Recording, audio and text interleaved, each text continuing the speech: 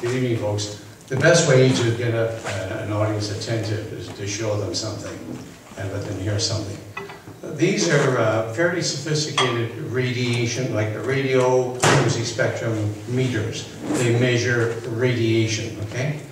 And in a way that you can hear them. So one goes from 27 megahertz up to 2.4 gigahertz, giga meaning billion. The other one takes on from, say, 2.4 right up to 10, okay? So I can detect even like the latest generation of technology. In your home, with your kids. It's a typical microwave oven.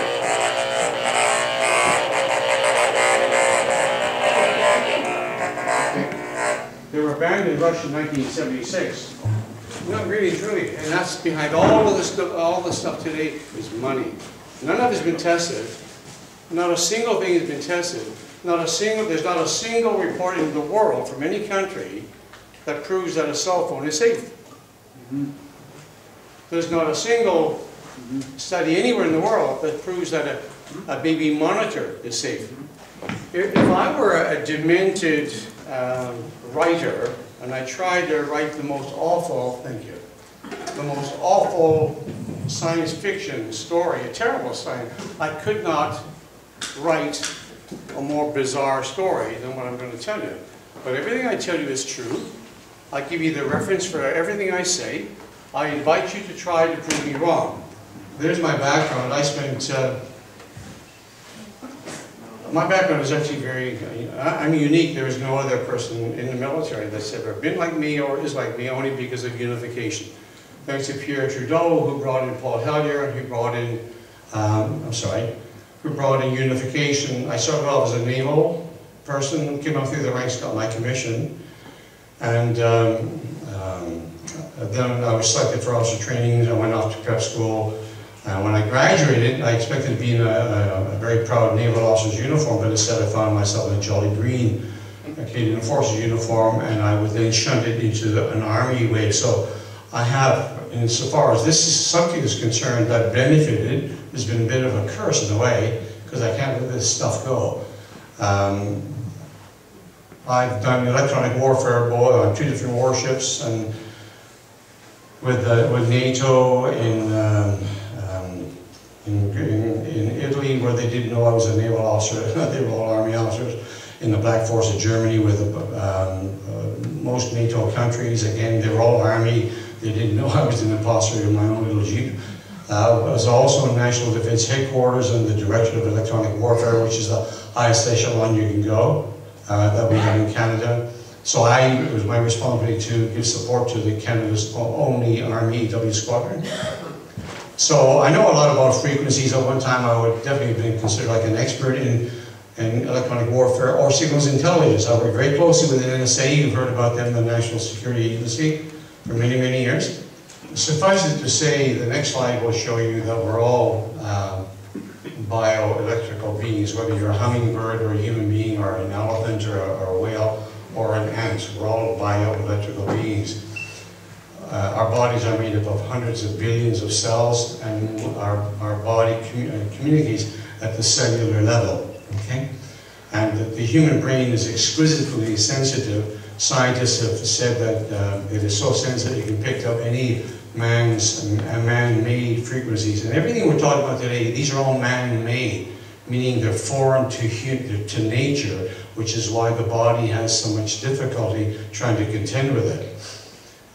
But they said that the human brain can detect 1/4 of a watt. I mean, that's pretty small. So then you listen to BC Hydro or Fortis BC trying to tell you, but look, our smart meters, I mean, the signal is, you can almost not hear it. They don't know what they're talking about. But by the way, I have actually challenged via a written letter, registered to the President and CEO of Fortis BC, challenging him or any of his executives to debate with me publicly the merits of any wireless technology, and of course it was ignored.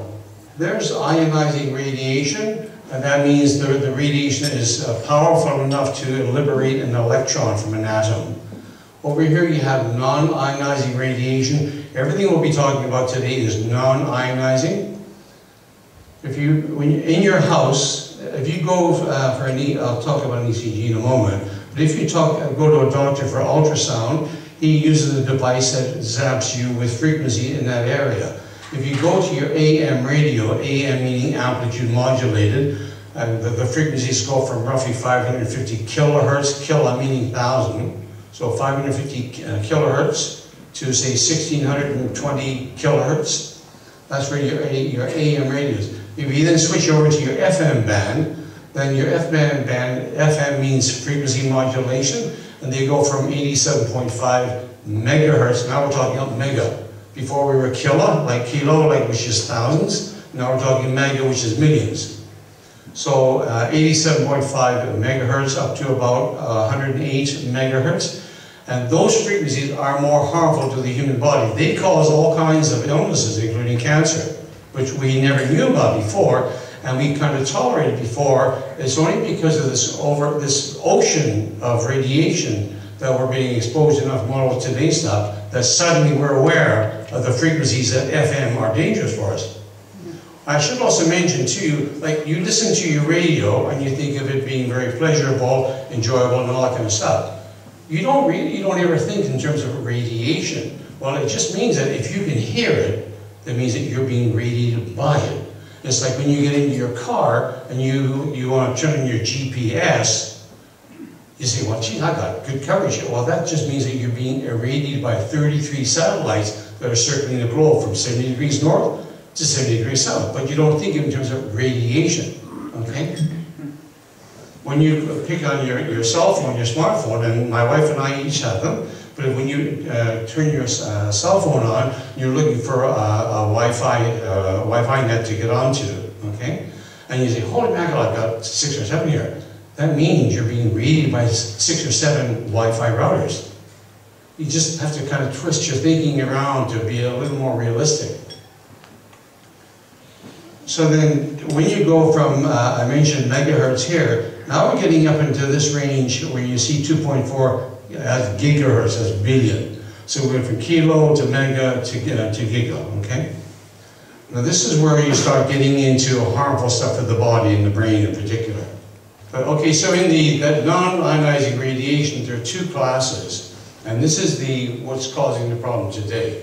There's thermal, such as a microwave oven, which heats food or liquids, and there's non-thermal, that which does not heat cells or the organs of the body. All of the devices today, from a baby monitor to a cell phone tower to a cordless phone, they all emit what is called low level, meaning very weak signals, pulsed, non-thermal microwave radiation. And that's what's harmful. And all of these agencies, which I'll tell you about later, none of them recognize it. And that's the problem. Health Canada does not recognize it. Your provincial health officer, who's supposed to be protecting you and me, he will not recognize it. The Russians began their research in 1933. And they determined even there that even the weakest signals, and again I stress weakest, because when you're talking to any utility, they will tell you that the signals are very, very weak. But weak relative to what? Suffice it to say that they determined that even the weakest signals can cause problems. It all depends on frequency. Some frequencies are harmless, some are very harmful. And of course the cumulative effect. Again, if you talk to BC Hydro or Ford BC, they don't ever want you to think in terms of cumulative effect. Like all of these devices, and there's a whole array there's a constellation of them, is the aggregate or total amount that is particularly harmful. In the 1950s, this is the British Defence Intelligence Agency. So this is the British military. In the 1950s, they said that the dangers were known then. That's 65 years ago. And Health Canada is trying to tell you today, 2015, same as Dr. Perry Kendall, your provincial health officer, that this stuff is not harmful. The U.S. Embassy, I joined the Navy in 1952. The Russians started to irradiate the U.S. Embassy 1 year later, 1953. They did so for only 5 days a week, 6 to 8 hours a day. which in the overall picture means they only did it for like 25% of the time. Sitting here in our chairs, where you are right now, you're being irradiated 24 hours a day, 7 days a week, 365 days a year in perpetuity. But you don't know it because none of the human senses can detect radiation. The person in the embassy, the longest period of time was 4 years. Even so, it just added on to radiation. Same frequencies as a baby monitor, your smart meter, or your cordless phone, same frequency, same modulation, like pulse, okay? Same power density, oftentimes much, much weaker signals. And yet they had 2 consecutive ambassadors died of cancer. The third developed leukemia-like symptoms, bleeding of the eyes. He too died of cancer. 16 women developed breast cancer. And virtually all the other staff came down with some malady of some sort. The shocking and shameful thing about this is that the U.S. Embassy knew about this, Washington knew about this for about 12 years, 15 years, and didn't tell their own people. They allowed them to be irradiated. And you're being experimented on right now, as am I. But that's why the Americans allowed their own people to be irradiated, so that the scientists could sit back and say, oh, what effect they're going to have. Well, they found out. In 1954, this is Bell Laboratories, their own people, they found out that their own people were suffering from this radiation, so they notified the White House. At that time, they recommended that the U.S. lower the radiation standard like 100 times. They still have it to this day.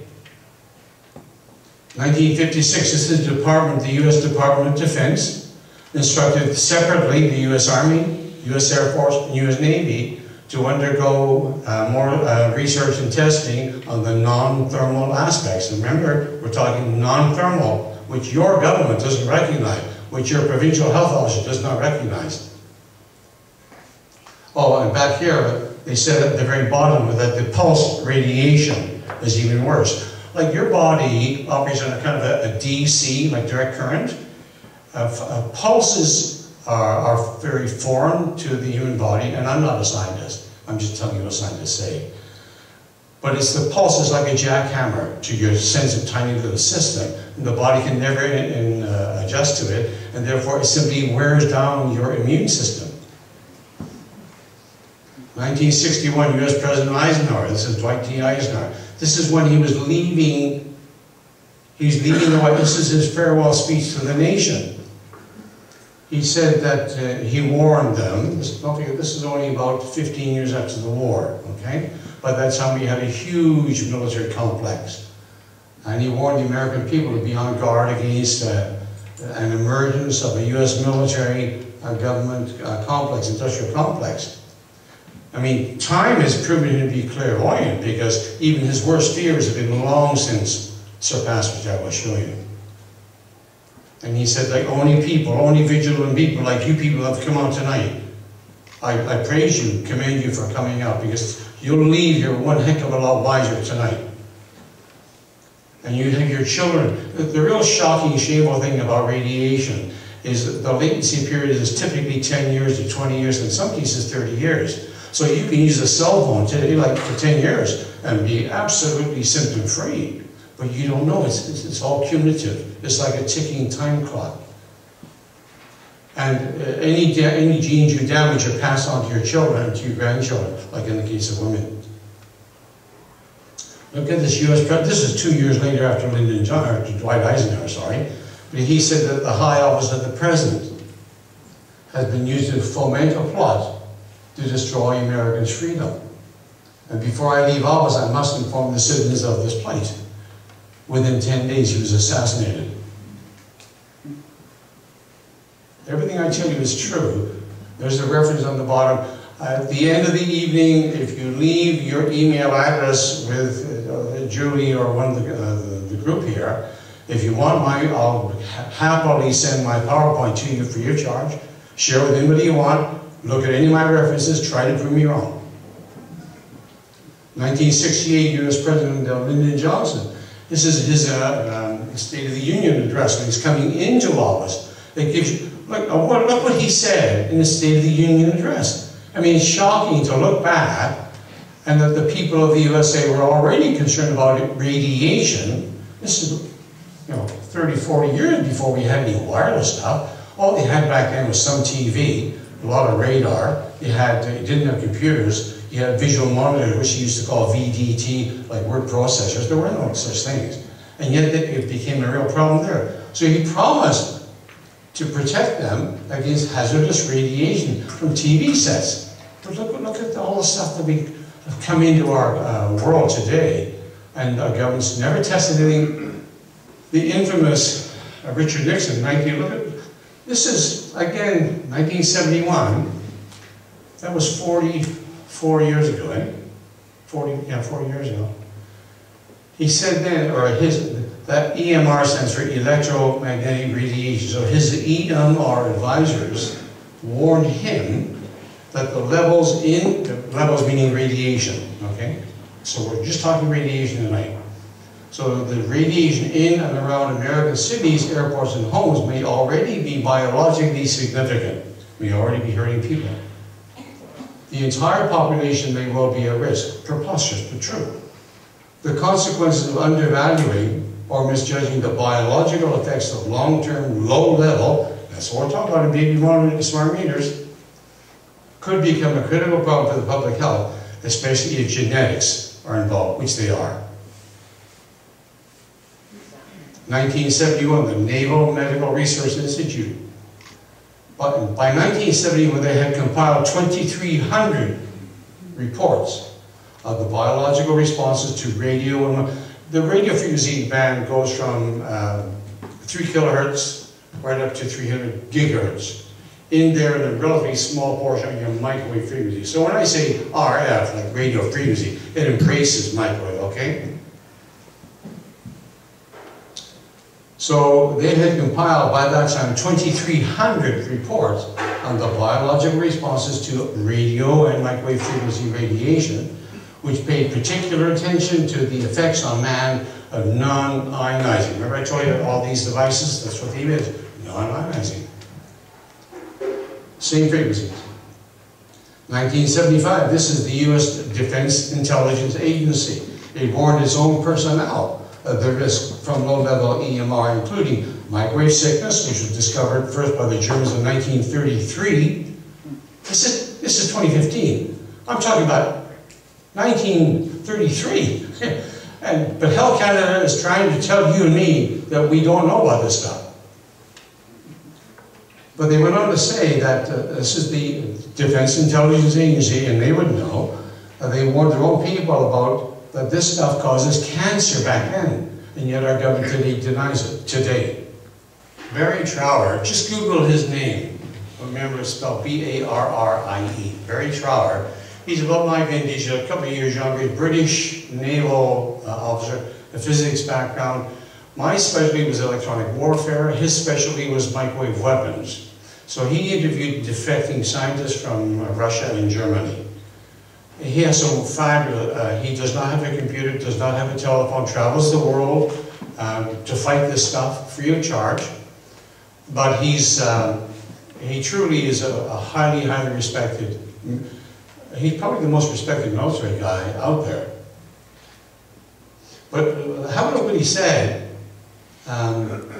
That he cited a 1950s document, that was 65 years ago, saying that if this paper becomes known around the world, it will threaten military and commercial interests. That's what this is all about.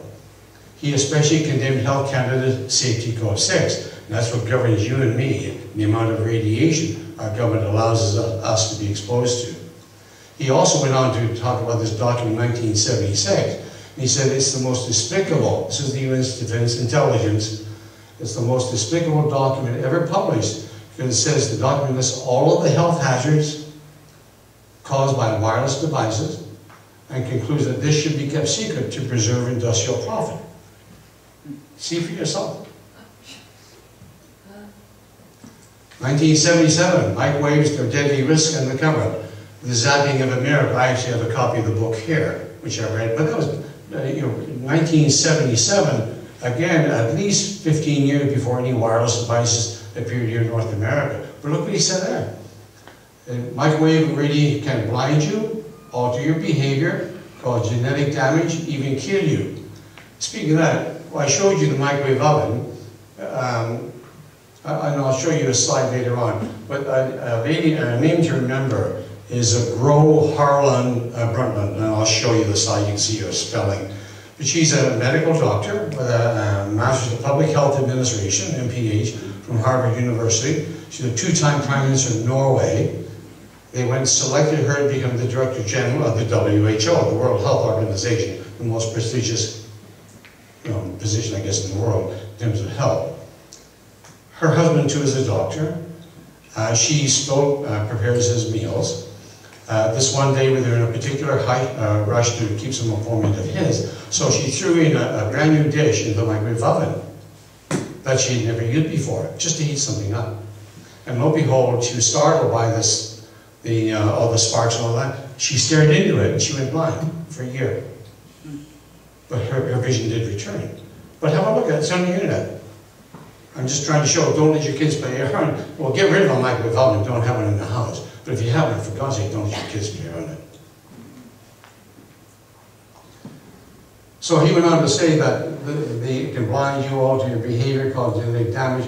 The risks have been hidden from you by the Pentagon, which is the military, the State Department, and the electronics industry. With this book, the microwave cover-up is ended. That was 1977. It's far, far worse today, which I will show you. And that's why you have to try to prove me wrong, because then you'll get angry. 1981, EMF stands for electromagnetic frequencies, which I'll explain. There's a magnetic field and then an electric field with any electricity. But Dr. Ross Aggie, who's one of the world's most famous researchers, he said, he reported that there is unequivocal experimental evidence that the fields, either the magnetic field or the electric field, between the ELF, which means down near your household 60 hertz, okay, right up to 450 megahertz, that it interacts directly with the brain. 1986. Now remember that date, because I'm going to tell you something in 2000. The WHO, the World Health Organization, finally in 2011, finally came out and could no longer stave off all the ridicule and the criticism. They finally came out and they classified this radiation as a possible carcinogen. Here it is 25 years earlier by the EPA. EPA stands for the Environmental Protection Agency. So the wireless was just starting to begin at that time. So their scientists said that pulse, non-thermal, radio frequency, microwave radiation should be designated as a class 2B, or like a possible carcinogen, which is what it is today. But this is 25 bloody years ago, you know. It's the corruption that's allowed this to stay hidden the way it is. So, but the author of the report never did surface. It was slapped down by the officials. This is another federal agency, the U.S. Food and Drug Administration, in 1993. Their own biologists, like they're all scientists, their biologists concluded that the available data strongly suggest that microwaves, all the things we're talking about, accelerate the development of cancer. I mean, how much more evidence do you need? You would think that in a democracy, they would at least impose the precautionary principle. You think they would err on our side, not the other. But today, sadly, the onus is on us to prove that this stuff is harmful, rather than on them to prove it safe. None of us have been proven safe. 1994, microwave weapons. This is the Microwave Research Department of the Walter Reed Army Institute of Research.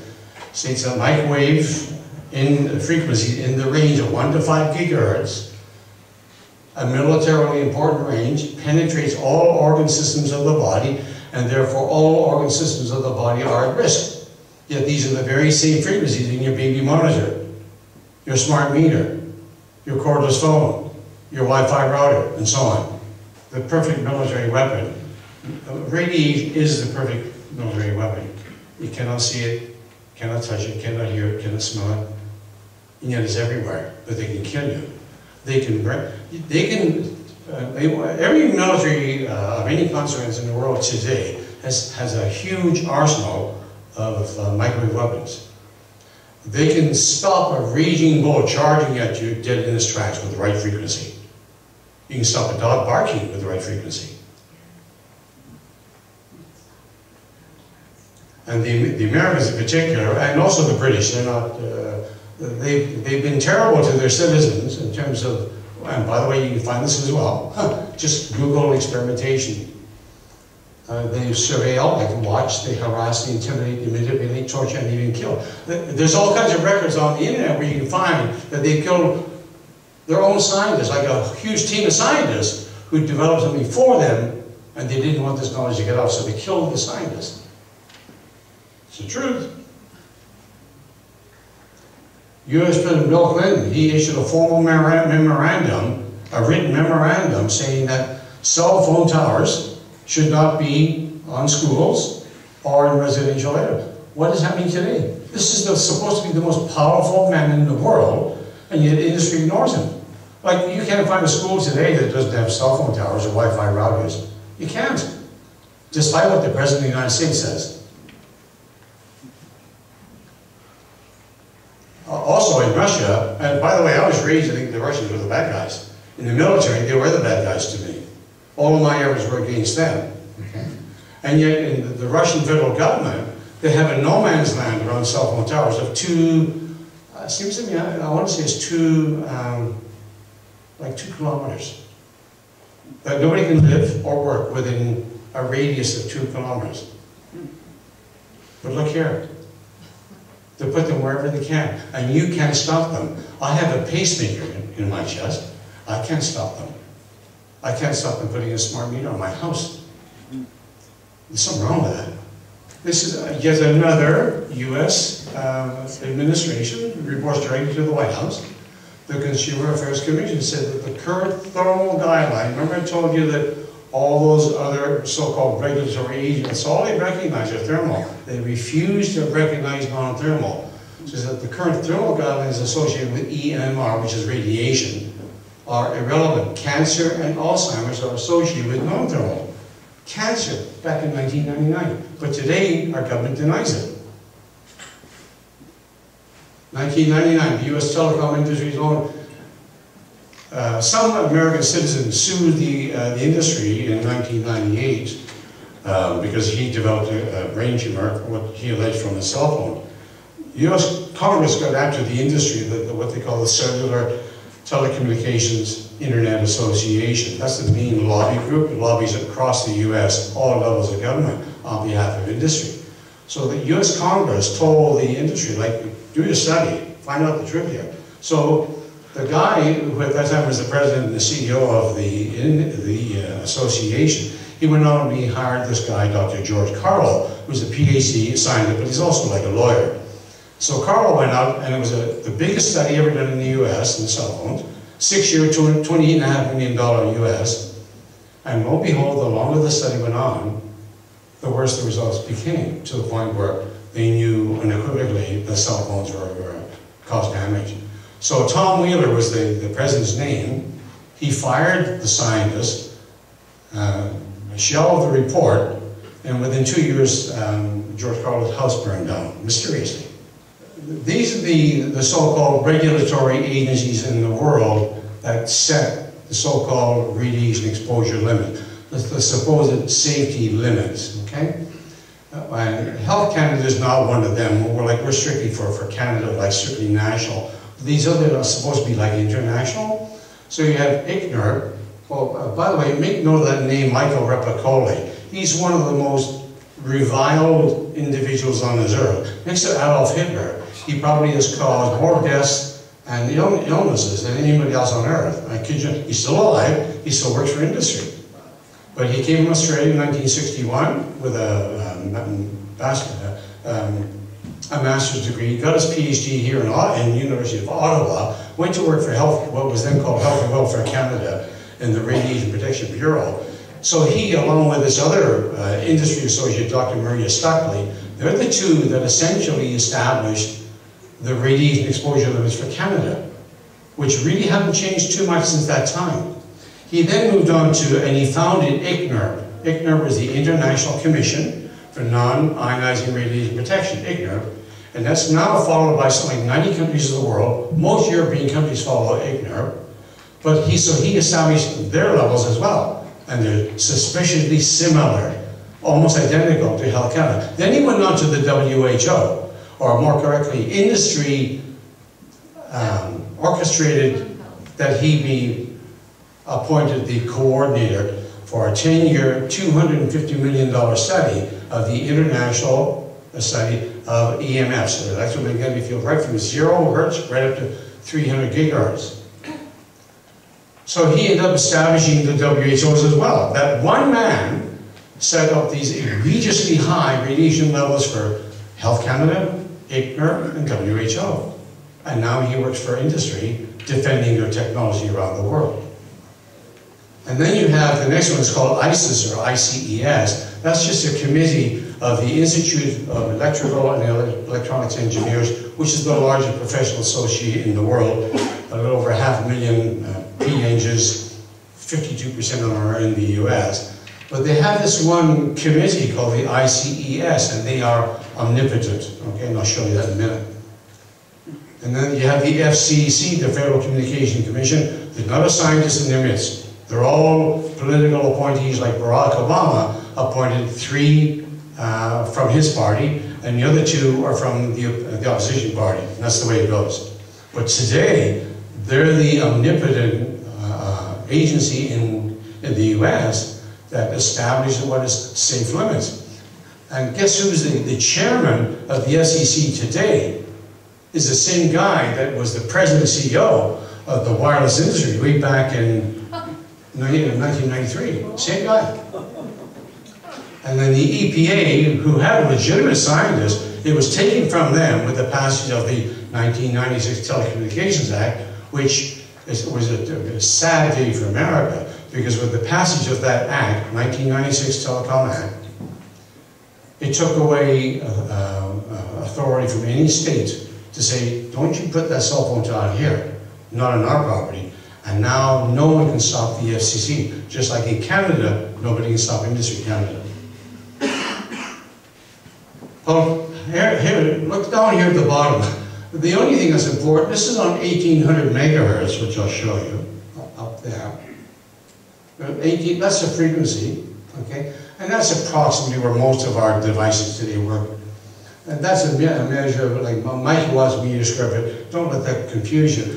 What's important is the relative number. The smaller the number, of course, the safer. Look at this, back in 02. Look right down here. There's IGNIR, microepicoli, microepicoli, microepicoli, 10 million. Okay, look at that. I mean, is that not obscene or what? And then there's FCC or IEEE in the USA, 10 million as well. I mean, they're in bed together. And I say that unabashedly. Now, we've been attacking Health Canada, a lot of us, and scientists around the world revile Health Canada. So they finally came out with this 2015, just last month, and they lowered the standards down to 4.39 million, as if that will placate us. Wait till I tell you what independent scientists say. But the shocking thing about this is, again, if you knew the politics, like people like me in my group of several hundred people all over Canada, like we know the names of the crooked scientists, it's just shocking what happens. The corruption threatens mankind, and this is not an exaggeration. That really, truly, this threatens the existence of mankind. All 5 of those agencies I mentioned to you, not one of them recognizes non-thermal radiation, which is what all of your baby monitors, smart meter, Wi-Fi, cordless phones. And a cordless phone, by the way, is one of the worst, most dangerous things in your house. And I used to have 5 of them. I just assumed that, you know, Health Canada was doing its job. But they're never off. Even when you have to put it back on this cradle, it still pulses away, which I can detect with my meters, but you can't. Day and night, pulses away. The magnetic and electric fields associated with all electricity, none of them recognize that it's harmful. And I'll show you some egregious examples of that. But again, this stuff causes cancer, causes leukemia, causes all kinds of stuff. If anybody's fighting cancer, any kind of a cancer, this radiation causes cancer cells to grow crazily, which I'll show you. And finally, this thing called EHS, which I'll explain to you more later, that's electro hypersensitivity. That's where you can't tolerate cell phones, that kind of stuff. Only the WHO finally, remember the World Health Organization, they finally recognized it in 2005. But the rest still said, no, no, it's all imaginary. And if you go to your doctor today saying, I've got tinnitus, like ringing me in the ear, I'll show you the symptoms in a minute. And I'll guarantee you that somebody in the room here shares some of these symptoms. And you're not aware that it's called EHS. And as I mentioned earlier, not one of these devices have been tested for safety. Now, there's that ICES committee I told you about. But have a look at the members. These are the people that determine the radiation levels really for the US of A, which are simply copied by the others. But look who the members are. It's the US Army, the US Air Force, Motorola, Nokia, Alcatel-Lucent, and Bell. And in 2006, even though they have egregiously, meaning like really dangerously high, they wanted to even actually raise them more, like in 2006. Subcommittee 4 is particularly germane because it covers the frequency range 3 kilohertz to 300 gigahertz. And that's what all your today's devices are. But look at the members. And look who's the co-chairman of the blinking thing. Dr. Artman from Health Canada. And he's over there looking after getting along with the Americans as buddies, but look what's happening to you and me. Dr. James McNamee, also Health Canada, he's the same scientist that in the Quebec Court of Law, superior judge, in February of last year, he admitted to the judge that Safety Code 6 does not protect against non-thermal radiation. It does from 0 to 3 kilohertz, but that's irrelevant to you and me because we're talking about 3 kilohertz up to 3 gigahertz, and it does not. And two more, Dr. Pascal Bellier, Dr. Joseph Galland from Industry Canada. Industry Canada makes huge amounts of money from selling towers, giving licenses, and they sell spectrum. Like when Canada went from analog TV up to digital TV, vacated the 700 megahertz band. And so they auctioned that off to all the telephone companies. They made over $5 billion from that. And they didn't tell you that 700 megahertz, those frequencies go right through concrete. They go right into underground parking lots. They go right into elevator shafts. And that's why the telcos wanted them and have them. Also, other members of the exponents, they're guns for hire. They're scientists. They represent any company that will pay for them. BC Hydro hired them to come up and defend their technology for smart meters. Then Fortis BC hired them to defend their technology for smart meters. I was a registered intervener with BCUC against them. They didn't know what to do with me because I have an extraordinary background and they probably never had somebody with a military background who was trained in electronic warfare. So they disqualified me entirely. I submitted a 14-page document giving all the history of military, but because I made one misstatement, I said that Austria, they had the lowest radiation levels in the world. That was a misstatement. I really meant to say that the Austrian public health recommended the lowest, which is like 10,000 megawatts lower than ours. So on that basis alone, they disqualified me, which gave them out. They did not have to contend with me. There's that exponential curve again. That shows you from 2000 up to about 2009, and that's the increase, if you like, of wireless technology and the corresponding increase in all the diseases, everything in the brain, ADD, autism, Alzheimer's, Parkinson's, you name it, okay? But you notice that the Amish who shun electricity, they have almost no autism, they almost have no ADD, they have almost no Alzheimer's or dementia. Half the suicides. The illness is linked to EMR. Look at all the cancers, every conceivable kind of cancer. Everything to do with the brain. And there's all kinds of evidence, say for people, I don't know about the advanced stages of an illness, but say people like say with all, Parkinson's, and autism, if you remove them from their normal environment, which is laced with EMR that they can't detect, take them out, say, on a boat somewhere, or on a farm somewhere, or out in the countryside, the symptoms disappear. But when you bring them back into their home, the symptoms reappear. EPA, once again, the Environmental Protection Agency, Norbert Hankin of the EPA Center for Science and Risk Assessment, he wrote to Janet Newton, who's the president of the Electromagnetic Radiation Network, saying that FCC, remember I told you Tom Wheeler, they're just politicians. The IEEE, I told you, they're all like Motorola and Nokia and the US Army. And IGNR, I told you about Replicoli, their current exposure guidelines are thermally based. Remember I told you we were only concerned about non-thermal. And therefore they do not apply to chronic non-thermal exposure situations. And yet today, Dr. Perry Kendall, your provincial health officer, who's being paid every 2 weeks to protect you, he says there's no such thing. 2003 microwave radiation, there is no safe threshold.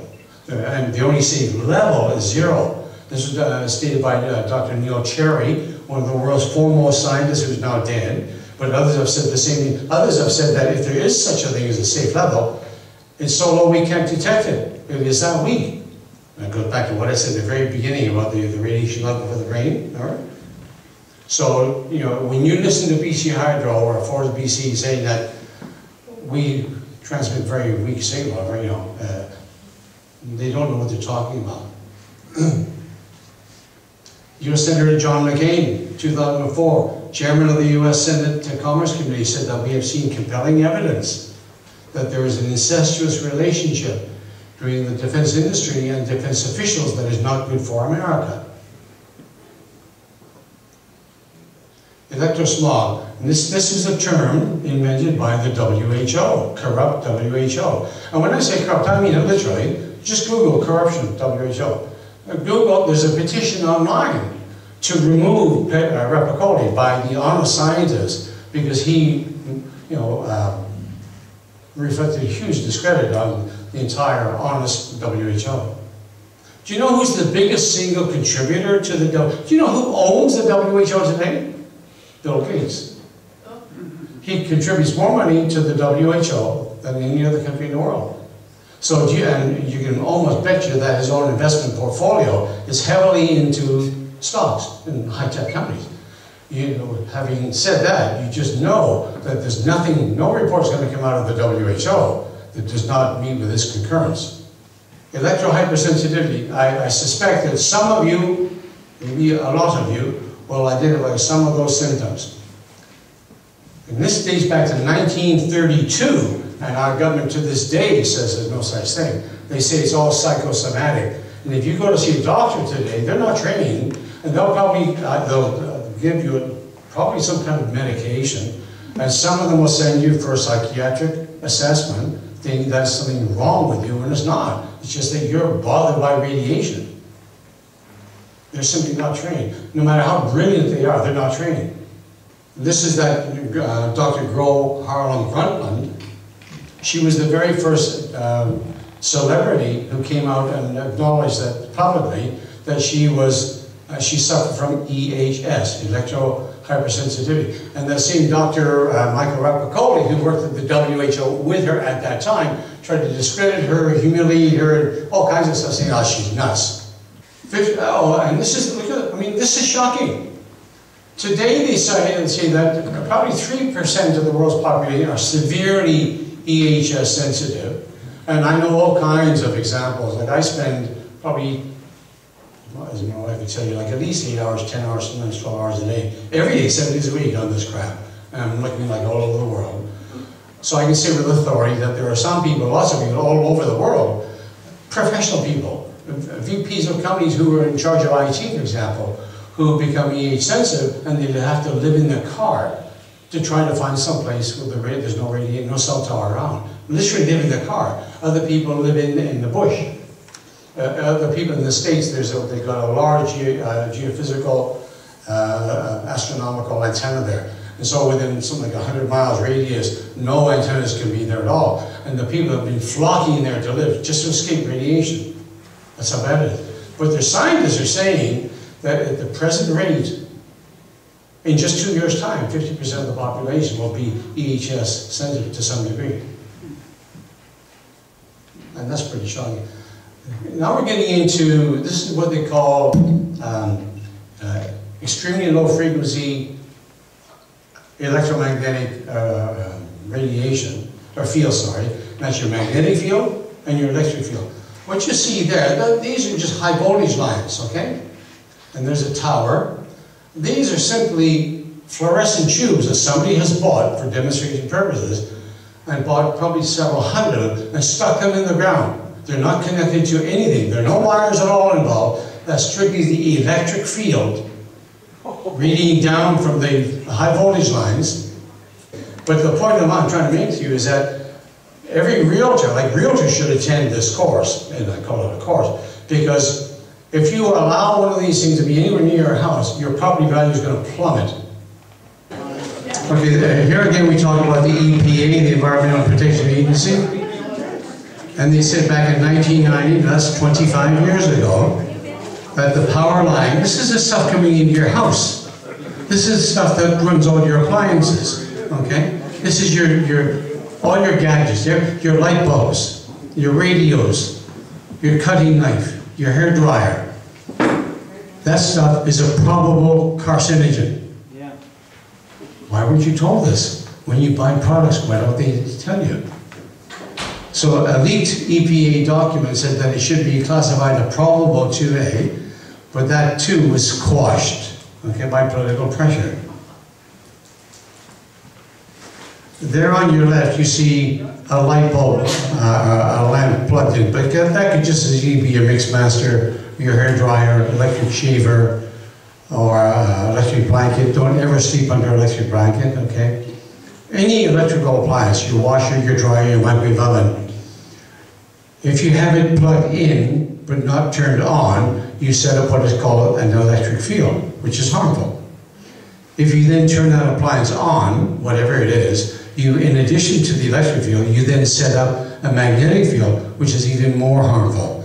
And this is the kind of stuff that causes cancer. This is a typical home, a depiction of a home. The darker the shade, the more dangerous the radiation. So you can see there, the microwave oven in the corner is the darkest. But look at your appliances. And I'm not trying to frighten anybody, I'm just trying to make you aware that use your appliances just as we do. We have all the latest gadgets. It's just that when we're not using them, we unplug them. We make coffee with our Keurig in the morning. When we make the coffee, we unplug it. It's safe. As long as you unplug it, it's safe, okay? The same thing is don't have anything on your night table. Don't have anything within 3 feet of your pillow. Don't have lights there. If you have a lamp, make sure it's plugged into an outlet, not under your bed, but on the other wall, okay? Don't have a clock radio on your bed, or your night table, sorry. And in the year 2000, Dr. Robert O. Becker, he was 2-time nominated for a Nobel Prize. He's now dead, but I had both of his books. Fabulous reading. But he said then that, and he's a giant in the industry. His studies today are the Bible.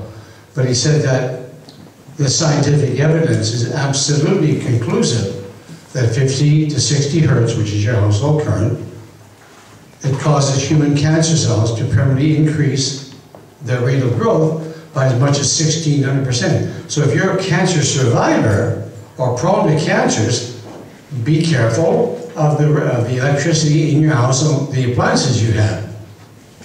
And make darn sure that you don't live within, say, 1 kilometer of any cell phone towers or high voltage lines. This is the WHO. Remember I mentioned that Repicoli? Remember I told you he was a reprobate? When he did that 10-year, $250 million study, an international study, when he got down to the ELFs, or what they call the power line frequency, like your household electricity, he went out and he sought out strictly electric utility scientists to come to work with him to determine what would be like a safe radiation level. So one of the guys he sent it to before they had the meeting was the same Dr. William Michael Bailey, who was with Fortis, was with BC Hydro. Do you see what I'm saying? This is the kind of corruption that goes on. So from that, they produced this. There's a density of the magnetic field from any electrical thing in your house, or tools or machinery. Scientists say that a safe level of radiation, like an ambient level, say if your kids are playing in your house all the time, or a nursery, or a place that you work all the time, the magnetic field should not be more than 1 milligauss. Milli meaning 1,000, like 1 over 1,000. And gauss is just the name of the scientist who developed the measurement. But it is known, scientists have known for years, that an ambient level of 3 to 4 milligauss causes leukemia in children. The safest country, who used to be my bad guy, but the safest, or at least the country with the lowest, most protected limits, Russia, they say that people in their homes, they can have radiation up to a limit of 1.5 milligauss. Sweden's the next safest country, they say 2.5 milligauss. Canada, if you look on their website, and I mean it literally, if you have a look on Health Canada's website, they'll discuss this power line radiation. They'll tell you that there have been some reports of causing this, but there's no conclusive evidence, or they'll say that the weight of evidence doesn't support it. What they mean, and we who've been fighting this for years, we know now what they mean by the weight of evidence. You can have a very, very good scientific report by honest, world-class scientists from around the world. They'll come up with a finding, say that this or that is harmful. Industry goes out then and they hire all kinds of scientists who do, say, 4 or 5 studies, and their studies will come back with the results that they are getting paid for. And so they'll say, well, look, 1 says it's harmful, but we have 4 over here. They said they're not harmful. So the weight of evidence says that more research needs to be done. That's what they've been doing for 30 years. And that's exactly why. Canada, 1,000 milligauss, they established that. The UK, 1,000 milligauss. Remember that Repicoli? He says there's no level for like permanent, like full-time, but for short-term, the general population, 2,000 milligauss. For the occupationally, like if you're an electrician working in substations, you can endure up to 10,000 milligauss compared to 1. Or, and the WHO, of course, is the same as ICNIRP. And the IEEE, they say 9,000 all the time for the population. Is that not a huge, huge unit? Like somebody's got to be really, really wrong, I think, you know. But that's the extent. This is so you go out and you have a child, or your children have grandchildren for you. And these poor, innocent, defenseless little things, their brains are developing, they don't have a skull to protect them. A child's brain absorbs 5 times the radiation than an adult's does because of our skull. And we have less water, relatively speaking. But the poor innocent child doesn't have a hope in heck. Look at all the devices, and that's only a fraction. And now we add doggone smart meters. This is, again, the EPA in 2010. And they publicly acknowledged, this is where they said, to heck with it, no one's going to suppress this now. They came out, they publicly acknowledged that this power line radiation, the 60 hertz stuff, all your electric motors, all your appliances, they're a serious threat to health. More and more people living near high voltage lines have reported severe symptoms and even life-threatening illnesses and deaths. Cell phones are linked to cancer. This is just, Swisscom is the largest cell phone company in Switzerland, 5.8 million subscribers. And they applied for a global patent, worldwide, that, and in their patent application, which you can look at yourself, it's on the internet, in their patent application, they admit the dangers of their own phones. And 4 or 5 of the other major cell phone manufacturers have also launched patents. But no one's afraid to execute them for fear it'll be like a tsunami, and who goes first? Really and truly. Do you know that the industry is already supposedly lobbying Congress to bail them out when the crash comes? Because, like, I'm serious, the crash is coming. It's like a balloon that's about to burst. If enough people get informed, they'll stop this. This is genocide, really. It truly is. And Barry Trower, I told you about, he's the first one I ever heard use the word genocide, but it really is. But let me go on all that. And the worst is just to come.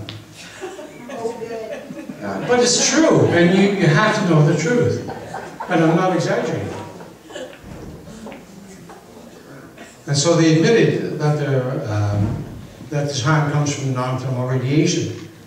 In 2005, this is the Finnish doctors from Finland, and they said to the electromagnetic field team, like, ignore IGNIR, because they finally realized that IGNIR was corrupt, and that they only recognized the thermal radiation. The Bioinitiative report in 2007, 14 scientists and medical researchers from 5 different countries. At that time, it was the most authoritative, independent scientific study in the world. They recommended every country in the world reduce the radiation levels down to, I think it's 0.1 microwatt. But what that meant for Canada, had we obliged or complied, we would have to lower ours 10,000 times. It's not an exaggeration, it's true, 10,000 times. CWT. Now this is the Canadian, remember before I told you about the CTIA was the Cellular Telecommunication Industry Association. That's the main lobby group in the US. That was headed up by the corrupt Tom Wheeler, who's now the chairman of the FCC. Well, in Canada, we have a major lobby group. It's called the CWTA, the Canadian Wireless and Telecommunications Association. They pulled a genius move in 2008. They lobby all levels of government, from municipal, provincial, and federal. They went on, they hired Bernard Lord. Bernard Lord, Queen's Counsel lawyer, Order of New Brunswick, a 2-time Premier of New Brunswick, fluently bilingual. Today he's 50 years of age. Back then he was, well, what, 7 years ago, so he's in his early 40s. He flew to very, very high in the pecking order in the Progressive Conservative Party. In 2002, he flew to Edmonton, and he spoke at the National Convention for the Progressive Conservatives, where they were electing Joe Clark. If you look on the internet, they'll describe it being an electrifying speech in flawless both languages. So he's immediately, they tried to entice him to leave the law firm at that time and join with the Progressive Conservative Party and run for federal office. So he declined. They've approached him several times because of his, obviously, linguistic skills. He knows everybody in Canada. He was Stephen Harper's commissioner for the Bilingual Commission. There isn't a door he cannot open at any level of government. And so he now is the president and CEO. Now, I wish to clarify something. I'm not in any way casting any aspersions on that man's integrity. I am of the opinion that he has been duped by Health Canada, just like our governments have, into thinking that this stuff really, truly is safe. I believe, because he has 2 sons, they have each have a cell phone, he has a cell phone, and I believe that he genuinely is ignorant of the harm these things do. But he's the reason why Wi-Fi is going into all the public schools, not the private schools. The private schools know better, and they won't allow it. I got a lot of them. But he, I mean, town councils, municipal hall, they can't say no to this guy. One day he will learn. 2008. Now this is, before I mentioned the IEEE, and I mentioned this, the Internal Committee on Electromagnetic Safety. Remember I told you Motorola, the US Air Force on it. This is a very similar sounding, but very vastly different. These are all honest scientists who cannot be bought. 56 of them around the world, from 16 different countries. It's called the International Commission on Electromagnetic Safety. And they came out in 2008, 7 years ago, and they said, every country in the world should exercise the precautionary principle. And what that means is, it's like, in other words, if there's any doubt, then for God's sake, err on the side of caution. Everybody should adopt what they call the ALARA principle in terms of radiating power. Like, lower the power as low as reasonably achievable. That's ALARA. As low as reasonably achievable, okay? And they said that in particular, like newborn children, pregnant women, and the elderly are particularly vulnerable, which they are, like, to non-thermal radiation. But it's shocking that 56 countries of the world, 56 world-class scientists in 16 countries, and yet Health Canada doesn't change. Our provincial health officer doesn't change. He should be removed from office. He should be thrown in jail. I'm not joking. And I'll show you more. That somebody can do this to you and me, to radiate me without my permission, and I can't stop him when I know it's harmful. Former U.S. President Bill Clinton, this is about 2008, he was responding to a query from this White House reporter, Sarah McClendon, who had asked him about UFOs. But he responded to her by saying, Sarah, there's a government inside the government, and I don't control it. Does that remind you of what President Kennedy said back in about 1973? This is President Barack Obama. His cancer advisory panel urges the precautionary principle. And it said that children's and adolescents' risk from using wireless devices is the most pressing issue. That's your kids and your grandkids.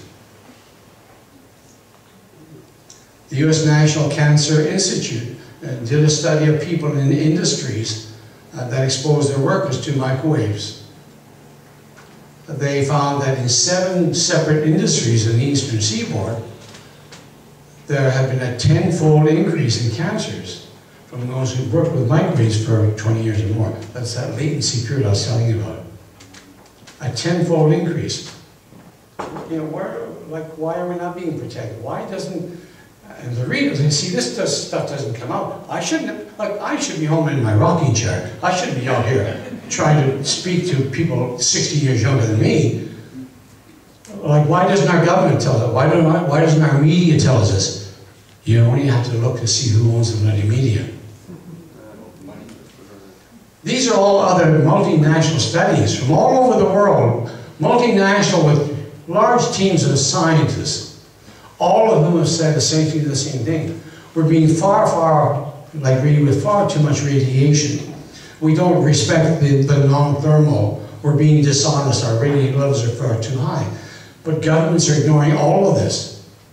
In the one city, and I'd never even heard of it, but the Belo Horizonte in Brazil, the 3rd largest city, allegedly the most livable city in Brazil, in 10 years they had 7,000, not cancer victims, they had cancer deaths. 7,000 deaths from cell phone towers. Why don't we hear about this? 7,000 from cell phone towers, and yet even here on the island, different communities are being, challenged to accept this cell phone tower, accept that cell phone tower. That's just one city from cell phone towers. Let me just show you. Oh, but I should also go back. You see here, well, you can see the various cancers, but studies in San Francisco and cities in Austria, Germany and Israel, dating back to 1970, that's 45 years ago, shared similar findings. Well, why is this being kept from us? There's Belo Horizonte. So you can imagine, if you live within 100 meters of a cell phone tower, look at the cancer deaths.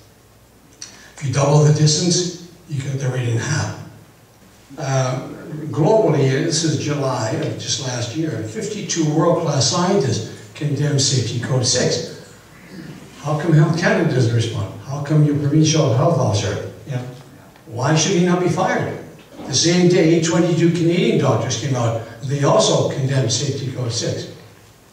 And they called for Health Canada to protect Canadians from radiofrequency radiation exposure. Why is that being ignored? It's corruption. And this is why, look, this is the USA, the control of the news media. Back at the end of the war, 1946, 3 out of every 4, 75% of the newspapers were independently owned. By 1983, 50 corporations owned controlled 90% of them. This year, 5 giant conglomerates control what most Americans read, watch, and listen to. And the CEOs of the owners of those 5 conglomerates, they're all members of the Council of Foreign Relations. Do yourself a favor. Look up the Council of Foreign Relations. Look up also the Trilateral Commission, and then you'll understand who the big power broker in the world are, above all governments. Now we start talking about this smart meter. This truly is the quintessential Trojan horse. There's nothing worse that you can imagine than a smart meter on your house. This is Bill 17, Gordon Campbell in 2010, and it's called the Clean Energy Act. It did mandate that every home must have a smart meter. It also mandated a smart grid. It didn't specify wireless. So it was the utilities that took it upon themselves to choose the wireless technology, as opposed to, say, Japan. Japan, every house is hardwired with fiber optic cable. China's experimenting with fiber optic cable. They're all safe, harmless. There's 20 different videos I just pulled up very quickly for you to have a look at, all to do with smart meters from all around the world, condemning smart meters. For the first time in history, I'm going to show my age by saying that a man can't protect his home, but if you'll allow me, for the first time in history, a man cannot protect his home. By law, the electronic intrusion. For the first time in history, I can't protect the sanctity of the privacy in our home. We cannot now have any secrets. Even like in my job in electronic warfare, even back in the Second World War, we could read any motor, we could identify any motor. Every machine, every motor has a signature. I only have to see it on a scope. Even 50 years, 60 years ago, and I can tell you what it was. Today is far, far, far more sophisticated. Now they can identify not only what it is, but the manufacturer. And parents can no longer protect your children. You can't protect your children, for God's sake, from radiation. Isn't that criminal? Safety Code 6, which is reviled the world over. If you look at Safety Code 6, it'll tell you it was never meant for the public. It was meant for the federal government on federal lands, like meaning substation, power station and that, for workers for only 6 minutes. But somehow, over the years, this has metamorphosed into what is now 24 hours a day, 365 days a year in perpetuity for all of us. And they would have you believe that it covers non-thermal, but it does not.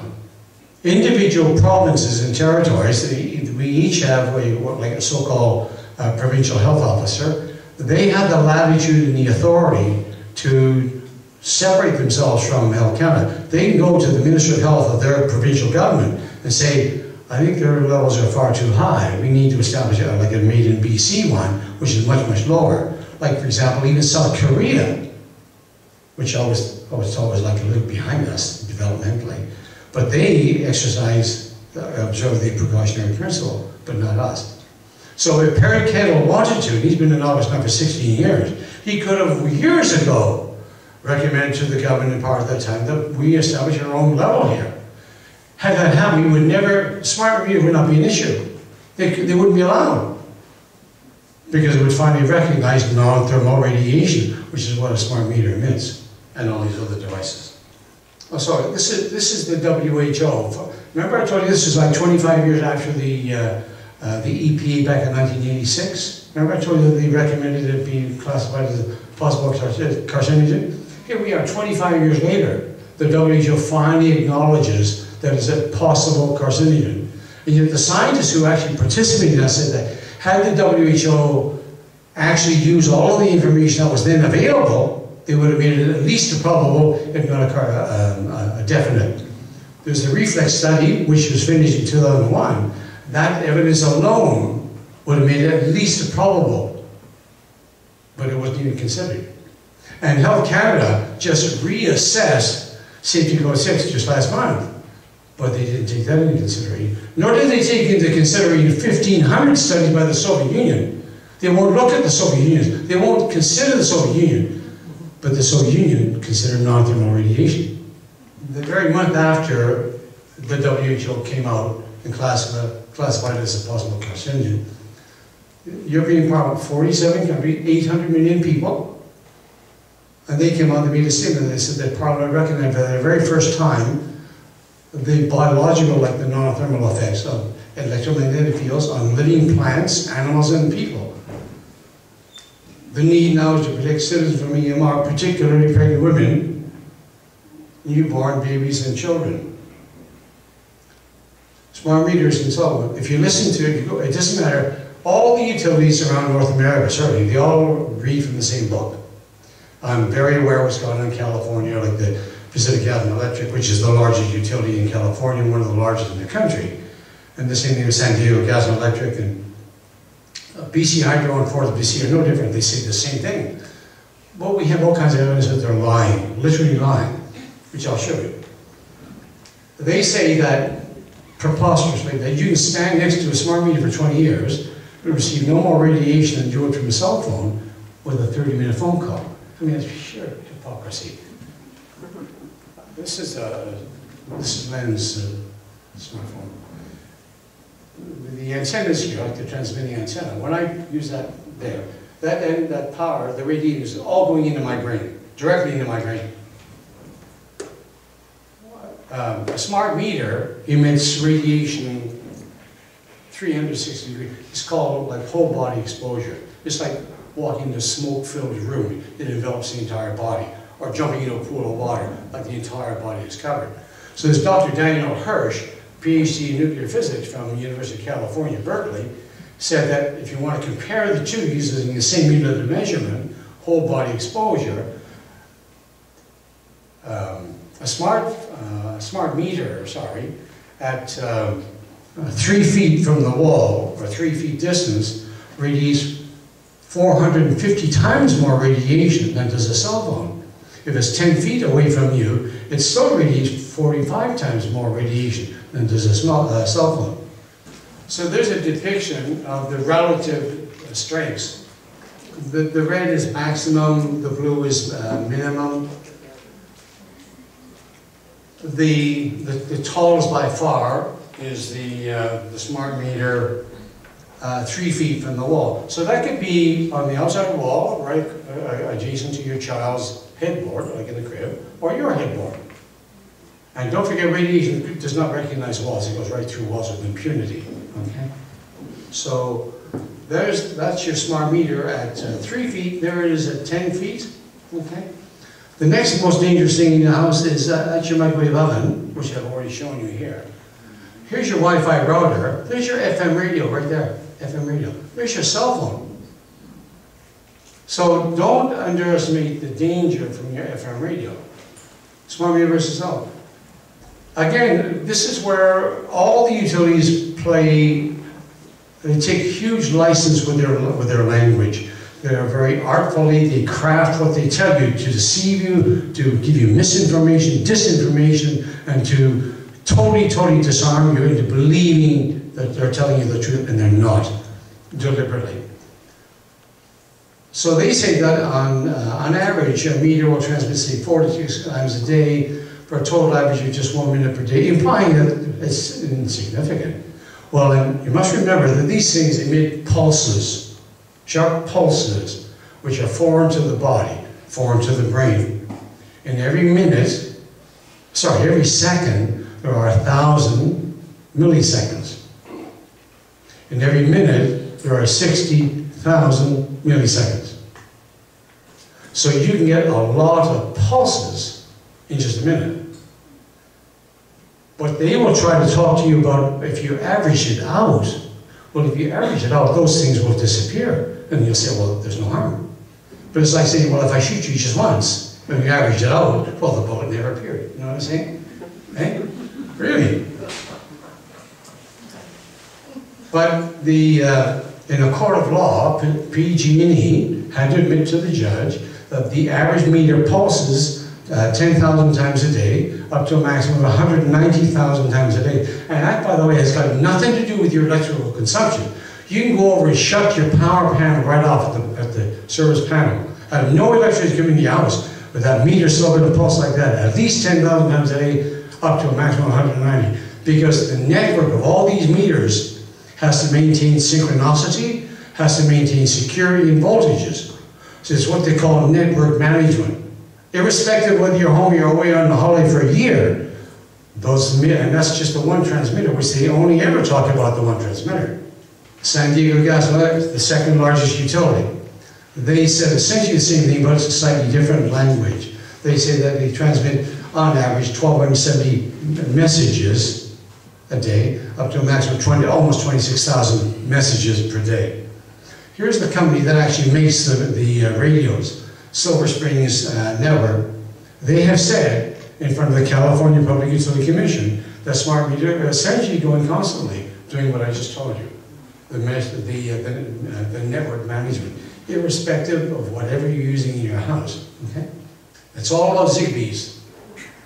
Do you know that in the world today, they've passed 1,000 different manufacturers of license to use Zigbee. Zigbee is 2.4 gigahertz. That's the frequency in your microwave oven or your baby monitor. But there have been 1,000 products licensed now to use wireless in your house. So you've got to be careful what you're buying. It's all about dollars. Pike's Research, and have a look for yourself. They did a study, the sales of smart appliances in 2012 was $613 million. But they forecast that by 2020, it'll be $34.9 billion US. That's what it's all about. What the utilities don't tell you is that in every smart meter there are two transmitters. There's the one I mentioned, and they call it the LAN, the Local Area Network. Look at this radius, look how far it radiates. 3 kilometers. So, and they put together what they call meshed communities.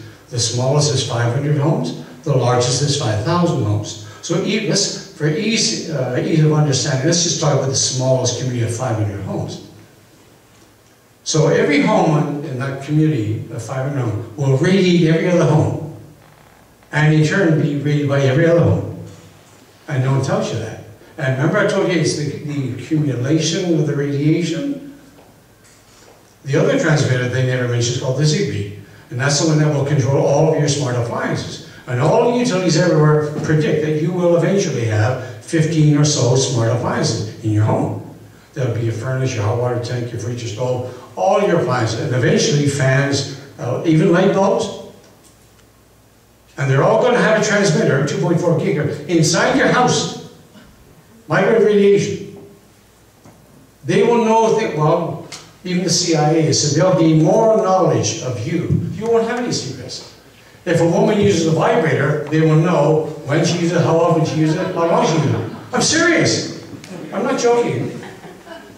Or any power tool you want, anything at all. I mean, it's just scurrilous. It truly is scurrilous. Even if she uses batteries.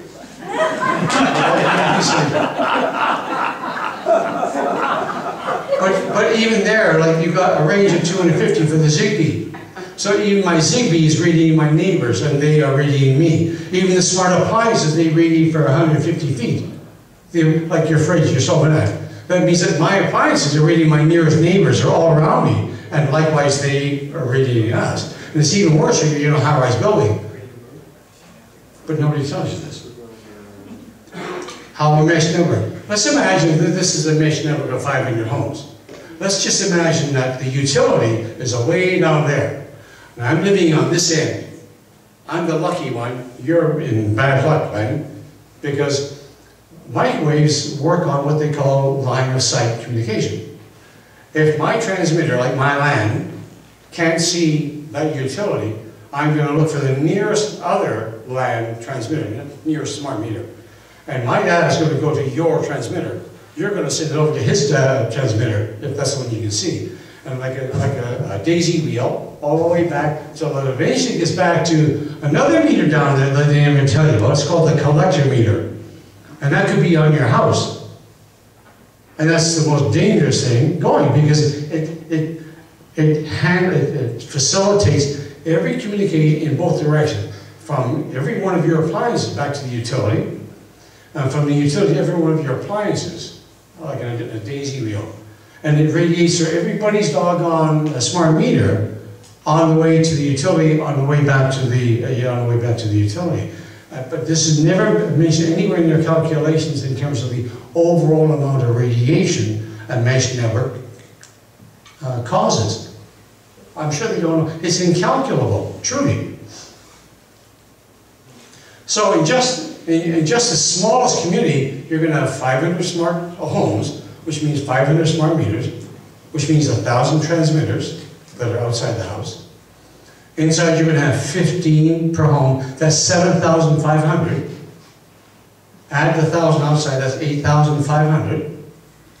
Then you have the collector, which is anywhere from 3 to 8 transmitted. So you're going to have over 8,500 brand new transmitters that you didn't have there before. But nobody tells you this. They're all emitting radiation, which our government doesn't even recognize because it's non-thermal, remember? I mean, it's just preposterous. They also tell you that you'll save money, but that's a lie. Not a single jurisdiction that I've come across anywhere in the world had the customers seeing their bills go down. Just the opposite. They've doubled, they've tripled, they've quadrupled, and more. We even have, this just came out within the last 2 weeks, somebody in the States managed to somehow acquire something like 5,000 emails from the president of the California Public Utility Commission, who's now being criminally investigated because of this. His emails were somehow obtained between him and the president of PG&E, which is like our BC Hydro. And in one of those emails, he said to his friend, the other president, you know, since you put that smart meter on my cabin at the lake, literally, my bills have doubled. And then he went on to say to his same buddy, like the president of the PG&E, that, you know, I do realize that some people are genuinely harmed by this. It's too bad that we couldn't find some way to like allow them out without drawing public attention to it. So they've admitted that these things are harmful, you know, and they've admitted that they cause bills to go up.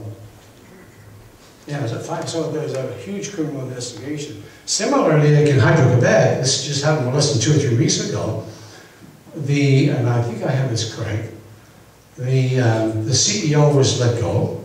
The 2 key executives in charge of smart meters were also let go over not showing no considering for the health complaints of smart meter. This is Quebec. Remember I told you about the Bioinitiative Report 2007? This is the same group of people, but now it's swelled. There are now 29 authors, 21 PhDs, 10 medical doctors, 10 countries, okay? This is the most authoritative report in the world today, issued in early 2013. But their findings, remember I told you before they said 10,000, made a lower level like 10,000 times?